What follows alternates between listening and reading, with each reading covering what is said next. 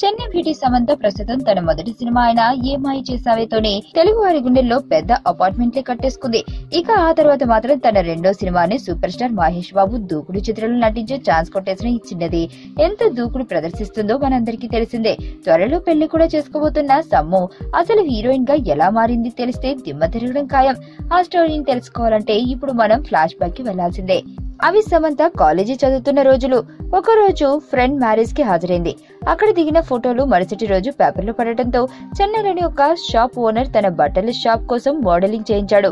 దానివల్ల టీవీలో కూడా ఒక యాడ్ చేసే అవకాశం వచ్చింది. వెంటనే 2 తమిళ సినిమాల్లో నటించింది. కానీ అవి పెద్దగా ఉపయోగపడలేదు. దీంతో గౌతమ్ మీనన్ దర్శకత్వంలో అక్కినేని నాగచైతన్యతో కలిసి ఏ మాయ చేసేవి చిత్రం నుంచి ఆమె దశ తిరిగిపోయింది. కట్ చేస్తే ఇప్పుడు ఆమె టాలీవుడ్ లో one of the top heroine. అంతేకాదు కొన్ని రోజులు అక్కినేని ఇంట పెద్ద కోడలుగా కూడా ఇప్పటికే పోస్ట్ కన్ఫర్మ్ చేసుకున్న విషయం తెలుసుగా.